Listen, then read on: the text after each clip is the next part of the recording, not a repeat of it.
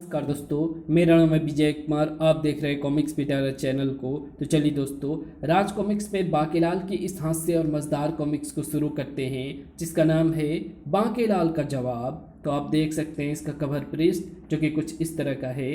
Okay, तो आखिर विक्रम सिंह और बांकेलाल विशालगढ़ में आ ही पहुंचे, मगर इसमें नई बात तो कुछ भी नहीं हुई, क्योंकि बांकेलाल का खुरापाती दिमाग तो आज भी किसी खुरापात के लिए सक्रिय है। तो आइए पढ़ें।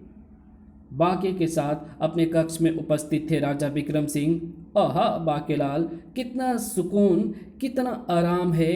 अपना घर आखिर अपना घर ही होता है। क्यों बांकेलाल, तुम्हारा क्या विचार है? मेरे विचार में तो महाराज, अपना घर बेवकूफ़ लोग बनवाते हैं और उसमें रहते हैं मेरे जैसे बांकेलाल। मेरा मतलब है महाराज कि अभी थोड़े दिन आप तब तक तो सुकून एवं चैन महसूस करेंगे ही, जब तक मैं विशालगढ़ का तख्ता पलटने की कोई नई एवं भयंकर योजना नहीं बना लेता, जब तक राज्य कार्य का बोझ आपकी मोटी खोपड़ी, मेरा मतलब है आपके सिर पर नहीं आ जाता। तुम ठीक कहते हो बांकेलाल, और वाह, झूले का भी अनोखा आनंद आ रहा है। बच्चू मोटे, झूले का आनंद तो तुझे तब आएगा जब मैं तुझे जोर का धक्का दूंगा। धड़ाम। अरे बांकेलाल, मैं गिरा। तू तो पहले ही बहुत गिरा हुआ है मोटे। अरे महाराज, टांग टूट गई ना? नहीं बांकेलाल, बाल बाल बच गई। क्या? फिर कुल्हे की हड्डी तो टूटी होगी। नहीं, वो भी सलामत है। कमाल है, तो क्या सारी चोटें झूले को ही लग गई? इधर बगल वाले शयन कक्ष में पलंग से नीचे गिर पड़ी स्वर्णलता। ओह, ये भूकंप कैसा आया? कहीं दूसरे कक्ष में बांकेलाल से विचार विमर्श करते महाराज गिर तो नहीं पड़े? जबकि इधर बेड़ा गर्क, सारी हड्डियां सही सलामत है। मेरा मतलब है महाराज की शुक्र है आप बच गए। ये सब मेरे अच्छे कर्मों का ही फल है महाराज कि आप बच गए। वो तो ठीक है बांकेलाल, मगर मैंने बगल वाले कक्ष से कोई गट्ठर गिरने की आवाज़ सुनी है। वो कैसी आवाज़ थी? अरे महाराज, भूकंप की आवाज़ का मतलब आप गिरे हैं। गट्ठर गिरने की आवाज़ का मतलब महारानी गिरी है। इधर विशालगढ़ में आया हुआ था एक व्यक्ति, सूरता सिंह। सुनो भैया, मेरा नाम सूरता सिंह है, तुम्हारा भूरता सिंह। अगर तुम चाहो तो ये हीरा तुम्हारा हो सकता है। अच्छा, भला वो कैसे? इतने बड़े हीरे से तो पूरा विशालगढ़ खरीदा जा सकता है। तुम्हें मेरी एक पहेली का उत्तर देना होगा। उत्तर ना दे पाए तो माल से भरी ये बैलगाड़ी मेरी होगी, अन्यथा ये हीरा तुम्हारा। बोलो मंजूर? मैं एक जौहरी हूँ और इन संदूकों में स्वर्ण धूल भरी है, जिससे मैं सोना बनाता हूँ। अगर मैं इसकी पहेली का जवाब ना दे पाया तो मेरा बहुत नुकसान होगा। पर क्या पता मैं जवाब दे ही दूँ, तब वो हीरा मेरा हो जाएगा। लगा ही लेता हूँ शर्त। मुझे तुम्हारी शर्त मंजूर है, पहेली बूझो। अच्छा तो बताओ, गूंगा रोटी कैसे मांगेगा? भूरता सिंह ने फौरन घोड़े से नीचे उतरकर गूंगे द्वारा रोटी मांगे जाने का अभिनय करके दिखाया। ऊ, ऊ, आ, आ। अच्छा, अब बताओ कि अंधा कैंची कैसे मांगेगा? वाह, ये तो बहुत आसान प्रश्न था। भूरता सिंह ने इस बार अपनी उंगलियों को कैंची की तरह चलाया, जिसे देखने के बाद सूरता सिंह अट्ठास लगा उठा। तुम शर्त हार गए भूरता सिंह, क्योंकि अंधा तो बोलकर कैंची मांगेगा। क्या? स्वर्ण धूल से भरी ये बैलगाड़ी मेरी हुई। हाय, मैं लुट गया। कहीं भी कभी भी कोई भी उसका शिकार बन जाता था। तो फिर बताओ, प्रश्न पूछता हूँ, उत्तर क्या है? मगर पहले ये तो बताओ कि इसमें प्रश्न क्या है। मैंने पूछा कि उत्तर उत्तर क्या है। तुम नहीं बता सके तो प्रश्न के मुताबिक स्वर्ण मुद्राओं से भरी ये थैली मेरी हुई, क्योंकि उत्तर एक दिशा है, जैसे पूरब, पश्चिम, उत्तर, दक्षिण। हम, हाय, मैं लुट गया। हीरे के लालच में फंसकर अपना कीमती सामान गंवा रहे थे विशालगढ़ के भोले भाले लोग। अगर तुम नहीं बता पाए तो ये सारे घोड़े मेरे हो जाएंगे, वरना ये हीरा तुम्हारा। ठीक है, तो फिर बताओ कि ऐसी कौन सी कली है जो खिलती नहीं है? कलियां तो सभी खिलती है। तुम हार गए। वो कली छिपकली है जो कभी नहीं खिलती। ये घोड़े मेरे हुए। नहीं। और लगा ले। और लगा ले सौदा। अब जा घर पैदल। नहीं, मैं अपने घोड़े नहीं दूंगा। ये धोखा है। छिपकली कली नहीं होती। क्या घोड़े नहीं देगा? मगर शर्त में, जीते घोड़े को तो मैं भी नहीं छोड़ूंगा। घुर्र। थोड़ी देर बाद ये कहेगा कि घोड़े घोड़े नहीं गधे होते हैं।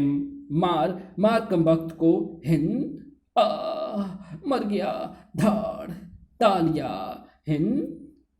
इधर विक्रम सिंह ने एक विशेष कक्ष में उस शाम बुलाई एक विशेष सभा, जिसमें बाकेलाल के साथ ही राज्य के सभी मंत्री एवं सेनापति मरकब शामिल थे।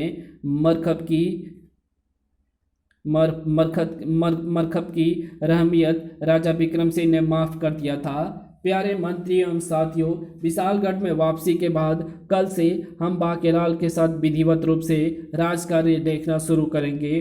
और आज हम ये जानना चाहते हैं कि हमारे जाने के बाद राज्य में क्या क्या होनी अनहोनी हुई। पहले तुम बताओ महामंत्री। कुछ मत पूछिए महाराज। आपके जाने के अगले ही दिन राज्य में एक और भयानक राक्षस आ गया। वो तो शुक्र है कि महारानी जी को देखकर वो भाग गया, वरना ना जाने क्या होता। महामंत्री के चुप होते ही सेनापति मरकब कह उठा, और महाराज, बात उन दिनों की है जब मैं विशालगढ़ पर कब्जा करने के लिए षड्यंत्र रच रहा था। मेरा मतलब षड्यंत्रकारियों की खोज कर रहा था। विशालगढ़ के एक छोटे से कस्बे में हैजे की महामारी फैल गई। मैंने जानबूझकर महारानी एवं राजकुमार को वहां भेज दिया ताकि प्रजा हौसला ना खो दे।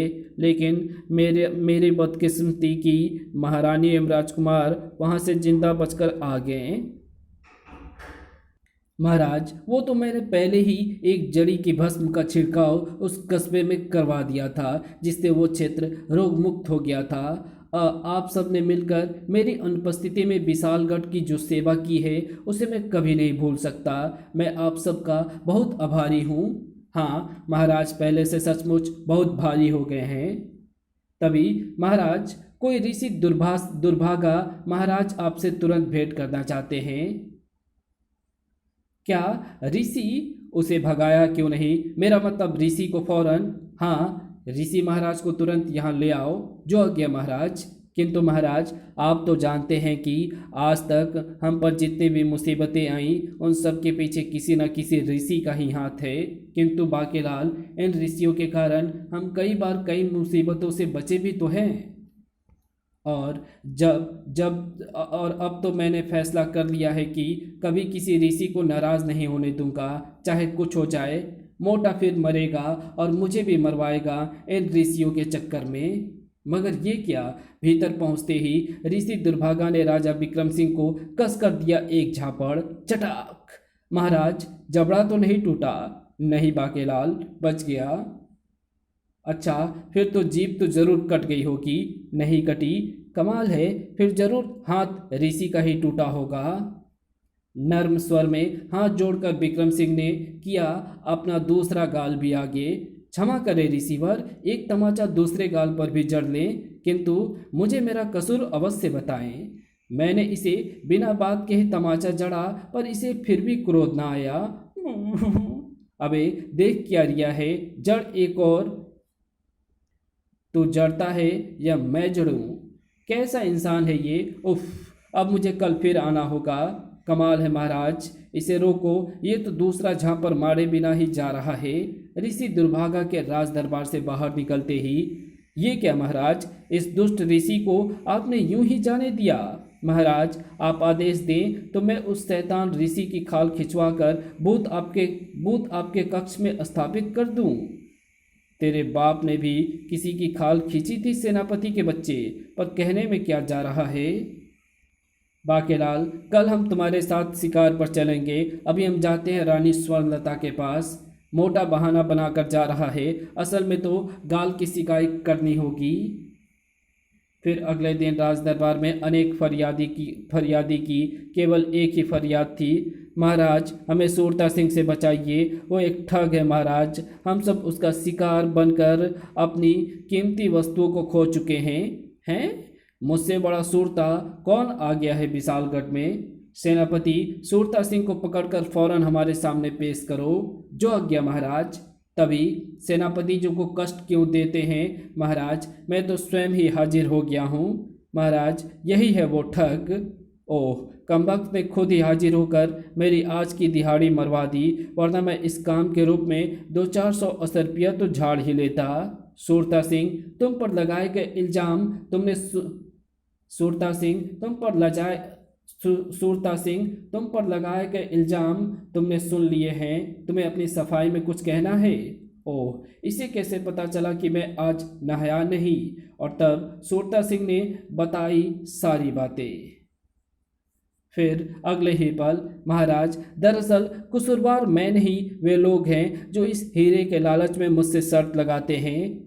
पर हीरे की ये विशेषता किसी को नहीं पता कि इसे देखते ही सामने वाला सम्मोहित होकर इसके धारक के साथ शर्त लगाने पर मजबूर हो जाता है। अरे वाह, इतना बड़ा हीरा, ये तो मेरे पास होना चाहिए। ये हीरा तो बाकेलाल की आंख से भी ज़्यादा चमक रहा है, इसे तो मेरे पास होना चाहिए। सूरता सिंह, हम भी तुम्हारी पहेलियों का कमाल देखना चाहते हैं। तुम पहेली बूझो, उसका जवाब मैं नहीं नहीं, मैं तो राजा हूँ, नहीं बता पाया तो नाक कट जाएगी। बाकेलाल देगा। क्यों बाकेलाल? मैं? दरबारियों की जय जयकार के शोर में कुछ कहने नहीं पाया बाकेलाल।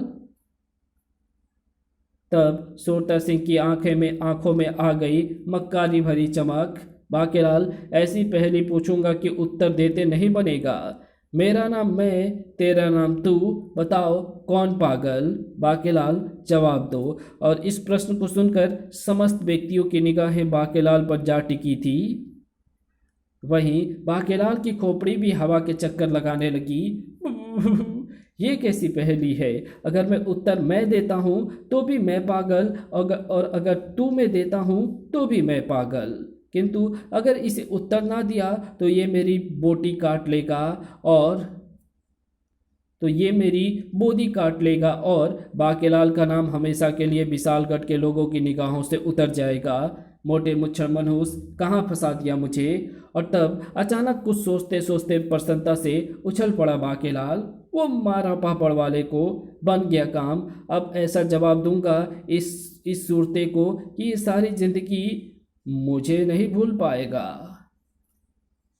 बाकेलाल मुर्गे की तरह गर्दन अकड़कर बोला, कुकड़कू, मेरा मतलब है महाराज कि मैं इसके प्रश्न का जवाब कल दूंगा, लेकिन महाराज अगर इसने जवाब कल से पहले मांगा तो इसे गंजा होना पड़ेगा और भरे दरबार में खानी होगी 101 जूते की मार।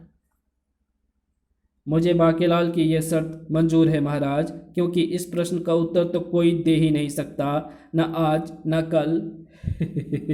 फिर अगले दिन राज दरबार में, महाराज बाकेलाल ने मेरे प्रश्न का उत्तर आज देने का वादा किया था। ये झूठ बोलता है महाराज, मैंने भरे दरबार में स्वयं आपकी मौजूदगी में उत्तर कल देने को कहा था, जबकि इसने जवाब आज मांगकर मेरी शर्त का उल्लंघन किया है। अब इसे गंजा होना पड़ेगा और खानी होगी 101 जूतों की मार। और बाकेलाल की इस समझदारी पर सारे दरबार में गूंज उठे तालियों की गड़गड़ाहट। वह बाकेलाल ने क्या खूब जवाब दिया इसे। बड़ा सूरता बन रहा था ये सूरता सिंह। अब बाकेलाल इसका भूरता बनाएगा 101 जूतों की मार इसे लगाकर। जबकि विक्रम सिंह भी स्वयं को रोक ना पाए। मेरे प्यारे बाकेलाल, आखिर तुमने एक बार फिर मेरी इज्जत रखी ली। पुछ, तेरी इज्जत रखे मेरा ठेंगा। अरे मगर दूर हट मुच्छड़ मनूस, उफ, लगा ही दिया चांद को दाग। और तब सूरता सिंह को राजहजाम ने किया गंजा। अभी तो बेटा 101 जूते मैंने तेरी चांद पर बरसाने हैं। आज तो मेरी सारी सूरतागिरी निकाल दी इस बाकेलाल ने कस कर जूते मारे सूरता सिंह की गंजी चांद पर। क्यों, मेरी बोधी काटेगा? ले काट और काट। 1 2 3 4 5, मत मार। तब बाकेलाल उसे खुद ले गया नगर की सीमा पर और चल अब इस तरफ का रुख मत कीजिए। वाह, मजा आ गया। फिर इस बेइज्जती का भयानक बदला लूंगा। हाय, कमबख्त ने हीरा भी छीन लिया। ऐसे ही एक दिन मुच्छड़ को भी लात मारकर विशालगढ़ के सिंहासन से नीचे उछाल दूंगा। ओह, सैनिकों के सामने ये मैं क्या कह गया? क्या मेरा मतलब विशालगढ़ की ओर गंदी निगाहें उठाने वाले पापियों को ऐसे ही लात मारकर उछाल दूंगा।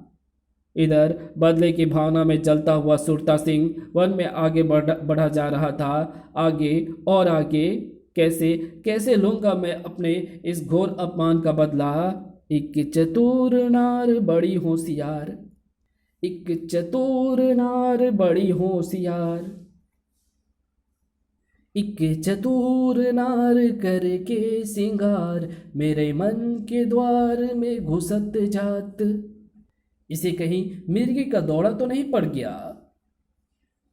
हम मरत जात अरे हे हो, एक चतुर नार। ओ, ये क्या? मुझे अपने अंदर भयानक शक्ति का एहसास हो रहा है। जाने मुझे क्यों लग रहा है कि मैं इस वृक्ष की ऐसी की तैसी कर सकता हूँ। ब्रुक हिया।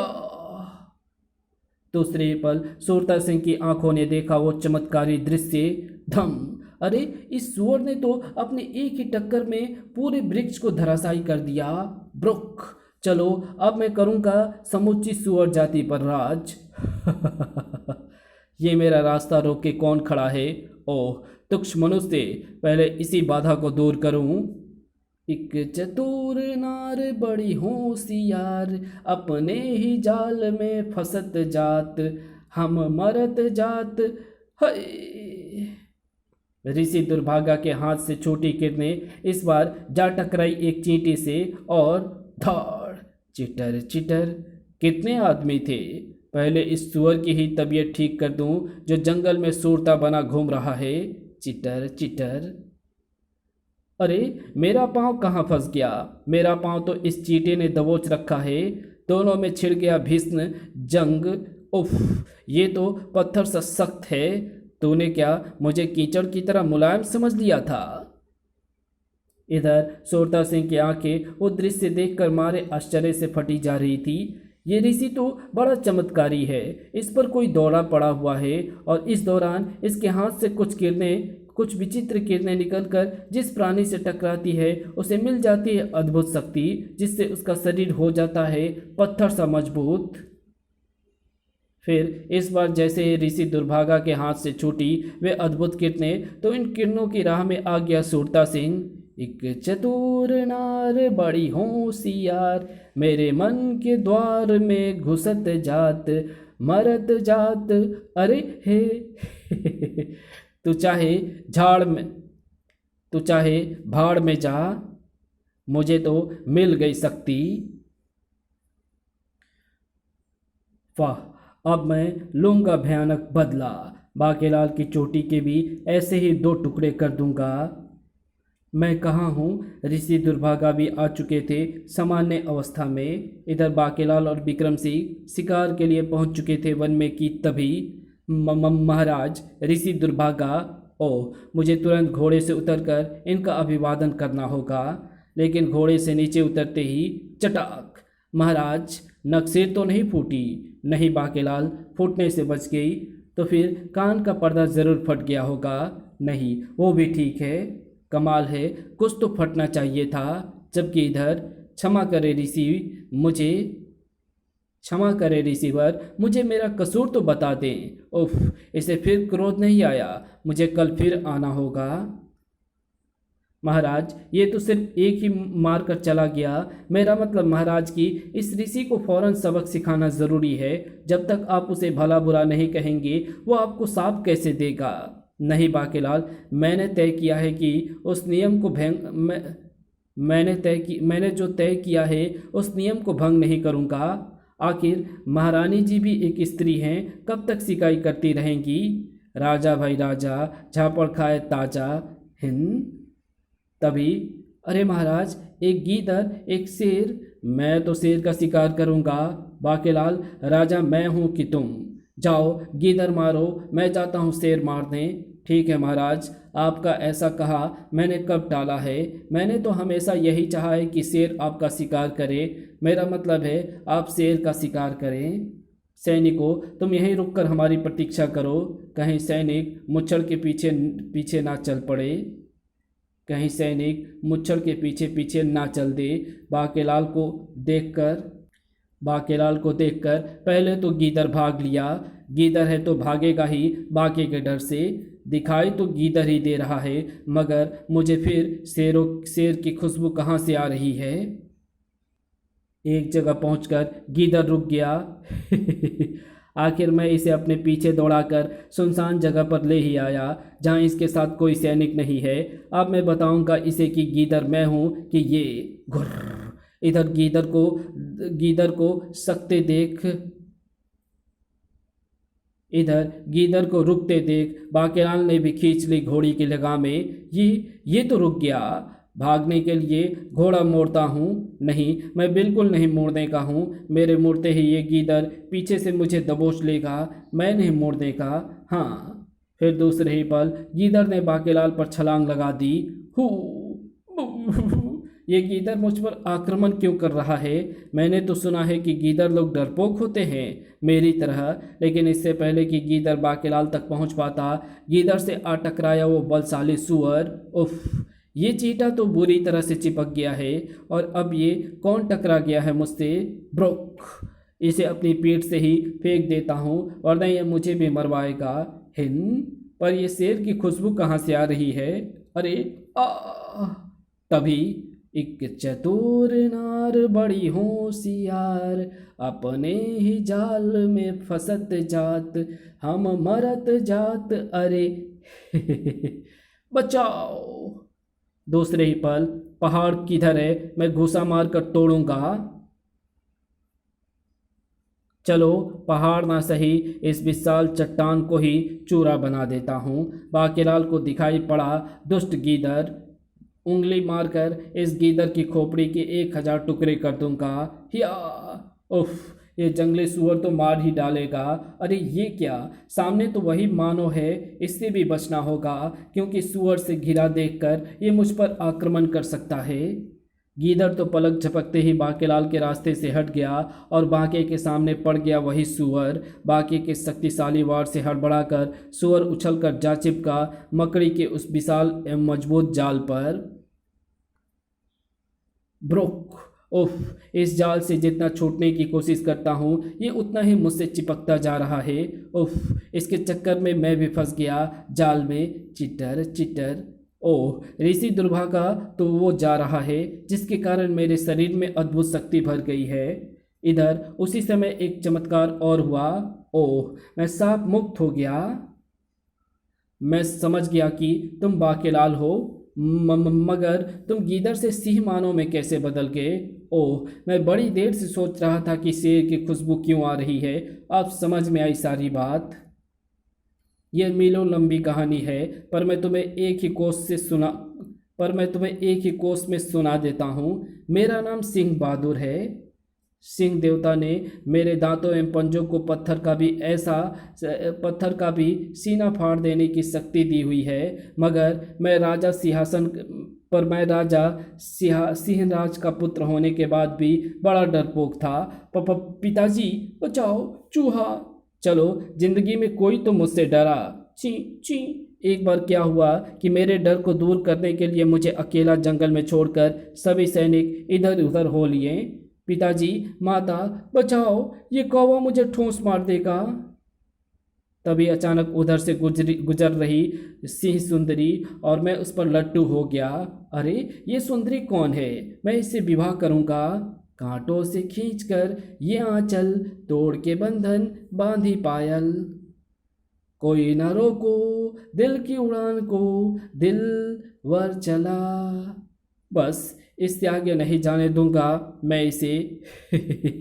अब मैं जाकर सुंदरी से प्रेम निवेदन करता हूँ। सुंदरी, बागों में बहार है, मगर तुम पूछ क्यों रहे हो? कलियों पे निखार है, हाँ है, मगर तुम पूछ क्यों रहे हो? तो तुमको मुझसे प्यार है ना? ना। तभी, ओए चल, ओए राजकुमार पीछे हो जा, इससे विवाह मैं करूँगा। मैं बहुत ज़्यादा भयानक राक्षस हूँ, ज़्यादा बोलेगा तो आते निकाल कर खा जाऊँगा। चल फुट। ठीक है राक्षस भैया, मैं अब इसे अपनी बहन बना लूँगा। ले जाएंगे सिंह वाले दुल्हनिया ले जाएंगे, रह जाएंगे राजकुमार टापते रह जाएंगे। नहीं, मुझे बचाओ राजकुमार सिंह बहादुर, मैं तुमसे ही प्रेम करता हूँ। क्या? मगर अभी तो तुमने कहा था कि ना ना ना, पहली बार में ही हाँ कैसे, पहली बार में ही कैसे हाँ हाँ हाँ कह देती मूर्ख। लेकिन अब मैं फटे में टांग नहीं अड़ाना चाहता था, सो वापस लौट लिया। तभी मैंने देखा एक ऋषि को। उफ, ना जाने कहाँ चली गई। इधर वर पक्ष वाले उसे देखने को बैठे हैं। अरे राजकुमार, तुम यहाँ? तुमने मेरी पुत्री सिहनी को तो नहीं देखा? ओह, तो वो आपकी पुत्री थी। मुबारक हो ऋषिवर, एक राक्षस उसे विवाह के लिए उठाकर ले गया है। मैंने ऋषि को पूरी बात बता दी, जिसे सुनने के बाद ऋषि बहुत क्रोधित हुए और मुझे शाप देकर बना दिया गीदड़। फिर मेरे अनुनय विनय करने पर वे नर्म हुए।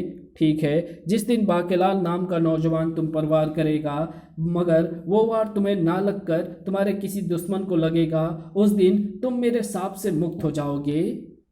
मैं गीदड़ बन गया। ये कहते हुए सिंह बहादुर बोला, बाकेलाल, गीदड़ बनने के बाद मैंने अब डरना छोड़ दिया है। ये लो, ये अंगूठी, इसे पहन लो। संकट के समय जब भी तुम चिल्लाओगे तो तुम्हारे मुंह से शेर की दहाड़ निकलेगी। मैं आ जाऊंगा। ओह, इसी के साथ बनती चली गई बाकेलाल की योजना। अब मेरे पास दो दो शक्तियां हैं, जिनकी बदौलत आज रात ही मैं विक्रम सिंह के कक्ष को धक्का मारकर गिरा दूंगा। इसी के साथ कक्ष में सोए स्वर्णलता और राजकुमार भी मारे जाएंगे, और इस काम में मुश्किल आई तो फिर मैं बुलाऊंगा सिंह बहादुर को। इधर सूरता सिंह अपनी शक्ति के बल में चूर हुआ वृक्षों को ढेर करता चला जा रहा था। पूरे विशालगढ़ को ऐसे ही तबाह कर दूंगा। ठहरो कोचवान, रथ रोको। वाह, ऐसे ही एक बहादुर योद्धा की खोज थी हमें। रथ से उतरकर राजा पहुंचा सूरता सिंह के पास। मैं गंजानगर का राजा गंजे सिंह हूँ। गंजानगर बड़ा अजीबोगरीब नाम है आपके नगर का महाराज। हाँ, इसके पीछे एक कहानी है। हमें अपने बालों से अत्यधिक प्रेम है, किंतु जब हमारे पिताश्री की मृत्यु हुई तो हमें अपने बालों को त्याग कर गंजा होना पड़ा। फिर हमारे बाल अभी पूरी तरह से उग भी नहीं पाए तो पाए थे कि हमारे दादाश्री की मृत्यु हो गई। हमें फिर बालों का त्याग कर गंजा होना पड़ा। भीमसेनी तेल की मालिश के बाद बाल फिर उगने लगे, मगर अभी एक माह भी ना बीता था कि हमारे परदादा की मृत्यु हो गई, और चूंकि संस्कार हमें ही करने थे, अतः हमें फिर बालों का त्याग कर गंजा होना पड़ा। कुदरत की मार देखो, परदादा की मृत्यु तो 15 दिन ही बीते थे कि पड़ोस के राज्य से हमारे चाचा श्री के देहांत का समाचार आ गया। हमें फिर बालों का त्याग कर गंजा होना पड़ा, ताकि कोई हमें गंजा कहकर ना चिढ़ाए। इसलिए हमने अपने नगर के सभी नागरिकों को गंजा करवाकर नगर का नाम गंजा नगर कर दिया। तुम्हें भी गंजा और बहादुर देखकर मुझे अपार खुशी हुई है। भला वो क्यों महाराज? पिछले दिनों मैंने विशालगढ़ से मित्रता बनाने के उद्देश्य से महारानी स्वर्णलता को जब अपने महल में भोजन पर आमंत्रित किया तो वाह, यहाँ तो दिन दिन में भी चांद खिले हैं। अरे रे महाराज, मक्खी आपके सिर पर बैठ गई, फिसल कर गिर गई तो चोट लग जाएगी। तभी रानी स्वर्णलता ने हमारा बहुत अपमान किया था। तब से ही मैं किसी ऐसे योद्धा की खोज में था जो मेरे उस अपमान का बदला ले सके और विशालगढ़ का नामो निशान तक मिटा डाले। तुम्हारी शक्ति देखकर मुझे यकीन हो गया है कि तुम ऐसा कर सकते हो। मैं और मेरी गंजी सेना तुम्हारे साथ होगी, और जीत के बाद मैं तुम्हारा विवाह अपनी पुत्री गंजी लता से कर दूंगा। विशालगढ़ से बदला तो मुझे भी लेना है। ठीक है, चुपचाप मुझे ये प्रस्ताव ठीक है महाराज, मुझे ये प्रस्ताव मंजूर है। मैं चुपचाप छद्म धरकर आज रात महल तक पहुंच जाऊंगा और फिर एक ही धक्के से गिरा दूंगा महल जिसमें दबकर बाकेलाल, राजरानी एवं उनकी पुत्री सभी की जीवन लीला का अंत हो जाएगा। और धड़ाम का स्वर सुनते ही आप गंजी सेना के साथ आक्रमण कर देना। वाह, फिर वाह, तो फिर बैठो रथ में। उसी रात चारों ओर घनघोर सन्नाटा है। ओह, ये वो साया किसका है? इसके सिर पर हवा से लहराती बोदी बता रही है कि ये साया बाकेलाल का है। मगर बाकेलाल इस प्रकार चोरों की तरह छिपकर महल से बाहर क्यों जा रहा है? यही समय है उचित यही समय उचित है महल को धक्का देकर गिराने का। इधर महल के ठीक निकट पहुंच चुका था सूरता सिंह भी। आज की रात इस महल में रहने वालों की आखिरी रात होगी। चलो, अच्छा हुआ मुझे किसी ने देखा नहीं। लेकिन ये क्या? बाकेलाल सीधा जाकर गिरा सूरता सिंह के ऊपर और दो शक्तिशाली योद्धाओं के टकराने से हुई जोरदार आवाज, धड़ाक। कौन? इधर प्रसन्नता से उछल पड़ा राजा गंजे सिंह। धड़ाम का स्वर, इसका मतलब सूरता सिंह ने महल ढा दिया है। आक्रमण। अपनी गंजी खोपड़ियों को पिछले 6 महीने से तेल पिला पिला कर मजबूत किया है। आज इनकी मजबूती की परीक्षा है। धड़ाम के स्वर के साथ उछलकर नीचे गिरी रानी स्वर्णलता। रानी, तुमको कितनी बार कहा है कि खुद को पलंग से बांध कर सोया करो, मगर वो गट्ठर गिरने की आवाज़ से पहले वाला धमाका कैसा था? कहीं किसी शत्रु ने महल पर आक्रमण तो नहीं कर दिया है? और ये दो पर्वतों के टकराने का शोर कैसा है? मेरी तलवार, उफ, ये तो सिर्फ म्यान है, इसमें से मेरी तलवार कहाँ गई? कल राजकुमार गन्ना छीलने के लिए तलवार ले गया था, मैं उससे पूछ लेती हूँ। तभी, महाराज, बड़ी खुशी की बात है, मेरा मतलब बड़े दुख का समाचार है। राजा गंजी सिंह ने अपनी निहत्ती गंजी सेना के साथ आक्रमण कर दिया है। क्या गंजी सेना? तब तो तलवार की जरूरत ही नहीं। सेनापति मरकब, सभी सैनिकों को पेट पर नुकीली कांटों वाले कवच पहनाकर जंग में भेजो। ठीक है महाराज, मैं ऐसा नहीं करता हूँ। इधर आमने सामने थे बाकेलाल और सूरता सिंह। ओह सूरता, तू? बाकेलाल, अच्छा हुआ जो तू बाहर ही मिल गया। तुझे मारने के बाद ही अब मैं महल को धक्का देकर गिराऊंगा। अबे जा जा, बड़ा आया पहलवान। तुझे अखरोट की तरह ना फोड़ दिया तो मेरा भी नाम बाकेलाल नहीं। मेरी योजना की टांग तोड़ने ये सूरता बीच में कहाँ से आ मरा? बाकेलाल में इतनी ताकत कैसे आ गई? सूरता के जोरदार धक्के से बाकेलाल पीछे गुलाब की झाड़ियों पर जा गिरा और इसी के साथ उसके मुंह से निकली चीख उंगली में पहनी सिंह बहादुर की अंगूठी के कारण बदल गई शेर की दहाड़ में दहाड़। इधर सूरता सिंह ने भयानक अट्ठास लगाते हुए गिरा दी एक दीवार। अरे, सूरता के पास इतनी ताकत कहाँ से आ गई? बाकेलाल अकेला ही उससे भिड़ने के लिए आगे बढ़ रहा है। ओह, बाकेलाल के गुस्से से सूरता सिंह उछलकर दूर जा पड़ा। वाह! तभी वहां आ पहुंचे राजा गंजे सिंह और उसकी सेना। मारो मारो, आक्रमण! तभी बाकेलाल की दहाड़ सुनकर अपने अंगरक्षकों के साथ वहां आ पहुंचा सिंह बहादुर। बाकेलाल, मैं आ गया। ओह, सिंह बहादुर के अंगरक्षकों ने जकड़ लिया सूरता सिंह को और सिंह बहादुर ने अपने नुकीली नाखों से भेद डाला सूरता सिंह का जिस्म। खचाक! इधर गंजी सेना टकरा गई विक्रम सिंह के सैनिकों से, मगर आ गंजे, मार मुझे। दुश्मन की इस चाल का जवाब तो हमारे पास है ही नहीं। राजा गंजे सिंह सहित सभी सैनिक वहां से भाग गए। तभी वहां पहुंचे ऋषि दुर्भागा और उन्होंने जड़ दिया विक्रम सिंह को एक तमाचा। विक्रम सिंह को क्रोध आ गया। हद हो गई, तो मुझे कोई पाखंडी दिखता है, तेरे यह दाढ़ी भी मुझे नकली दिखती है। इसी के साथ बोल उठे ऋषि दुर्भागा, क्या तूने मुझे पाखंडी कहा? पहले कह देता तो थप्पड़ खाने से बच जाता। क्या मतलब?